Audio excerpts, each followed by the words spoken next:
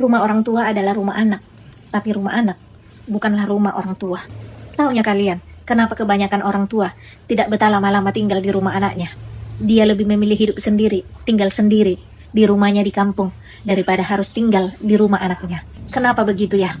Nah, kita kembali ke kalimat awal yang tadi, bahwa rumah orang tua adalah rumah anak, tetapi rumah anak bukanlah rumah orang tua.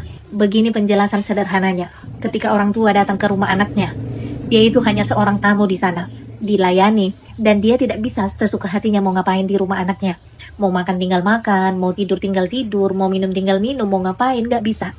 Karena ada menantunya di sana yang harus dia jaga. Jadi ada batasan dan ada rasa sungkan. Ya namanya lah kalau kita merasa terbataskan, otomatis kita tidak nyaman pastinya kan. Ketika disuruh makan, baru makan. Ketika disuruh minum, baru minum. Ketika mau diajak kemana, baru ikut. Ya begitulah kalau orang tua tinggal di rumah anaknya. Tapi berbanding terbalik dengan rumah orang tua. Rumah orang tua itu adalah rumah anaknya. Ketika anaknya datang ke rumah orang tuanya, anaknya ya bebas aja di sana. Mau makan ya makan, mau tidur ya tidur, mau ngapain, sukanya lah di situ. Gak ada batasan, gak ada rasa sungkan, dan gak perlu permisi-permisi. Karena dia menganggap ya ini rumah orang tuaku, aku bisa ngapain aja gitu.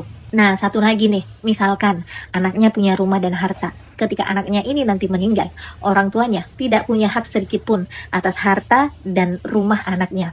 Tapi yang berhak itu adalah anak-anaknya dan istrinya.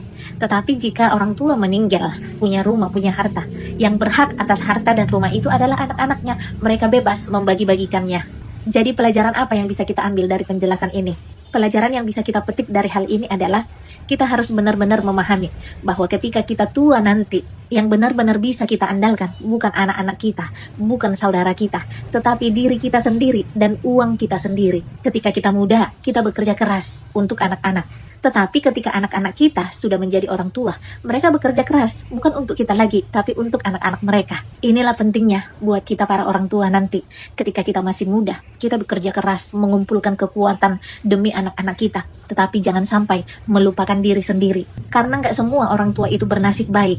Mereka bisa bersandar dan tinggal di rumah anaknya seperti di rumahnya sendiri. Dan inilah kebenaran pahit yang benar-benar harus kita pahami dan harus kita terima. Membesarkan sebaik-baiknya anak-anak adalah kewajiban kita sebagai orang tua.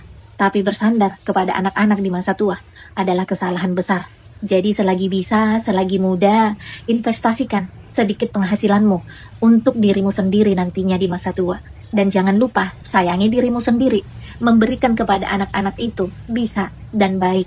Tapi jangan sampai dirimu kekurangan dan tidak punya apa-apa hanya karena memberikan semuanya kepada anak-anak. Karena pada akhirnya nanti, ketika kita sudah tua, kita akan menyadari bahwa prioritas anak kita bukan lagi kita, tapi istrinya dan anak-anaknya. Dan yang tersisa untuk kita hanyalah diri kita sendiri. Ya.